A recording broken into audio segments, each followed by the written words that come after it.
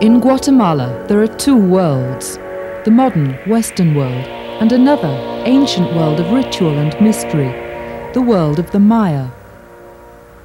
The Maya are the direct descendants of an ancient civilization, which, at its height during the early Christian era, spread from southern Mexico through Guatemala and Belize to Honduras and El Salvador.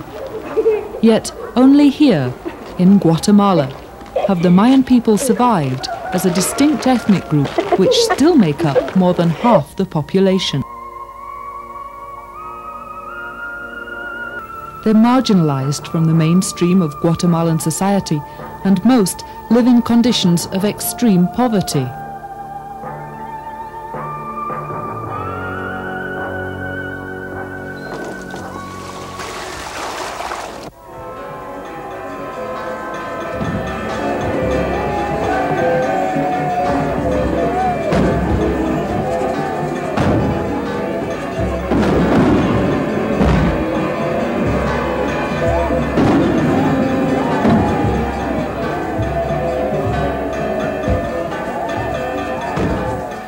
For thousands of years, the Mayan people have been isolated.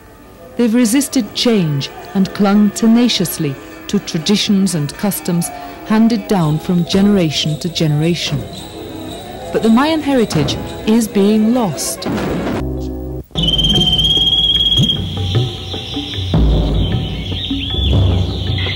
It was more than 2,000 years ago when the Mayan civilization was most advanced.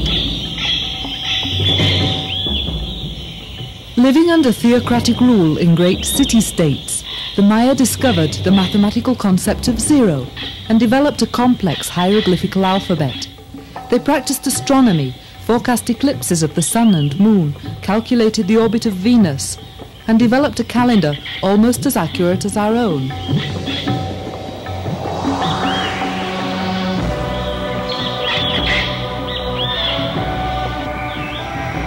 Most of the ancient Mayan city-states had a main plaza and several smaller plazas. Temples were constructed on top of pyramids. Palaces with interconnecting rooms, bathhouses and ball courts were built, and there were carved stelae and altars.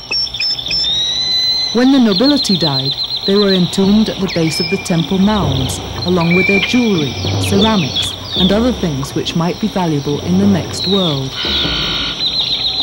The Maya believed that time repeats itself. Each day, month and year was thought to be the burden of a particular god.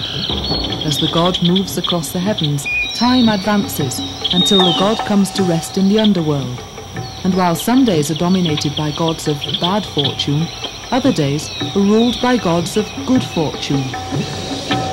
To ensure the continuation of time, the ancient Maya performed elaborate rituals in the ceremonial centers, and bloodletting and human sacrifice was practiced.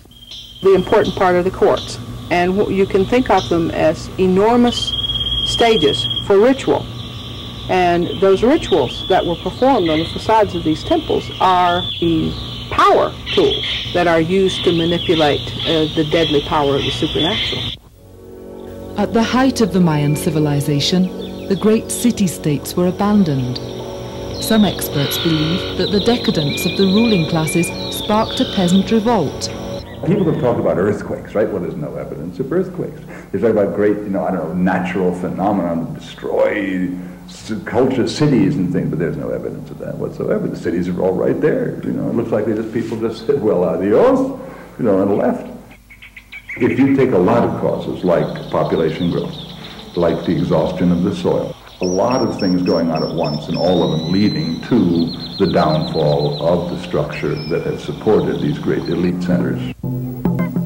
The Maya are a people that have twice in their history suffered 90% loss of population, and yet today they are the largest coherent group of indigenous peoples left in the Americas.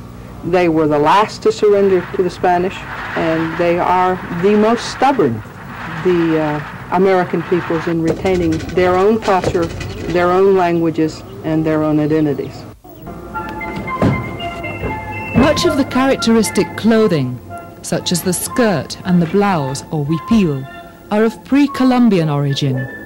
Later, some of the Spanish styles were adopted, and other influences are even more recent. With the introduction of aniline dyes, the clothes became more brightly coloured.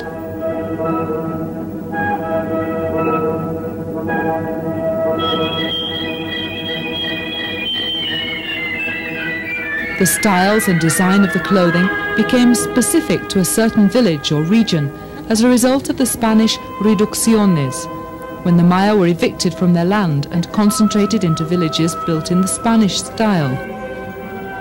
But since the war, many women are beginning to use Western clothing. One of the few surviving accounts of Mayan history in the Popol Vuh, the sacred writings of the Maya Quiche people, tells how people were first created of clay, but they were too fragile.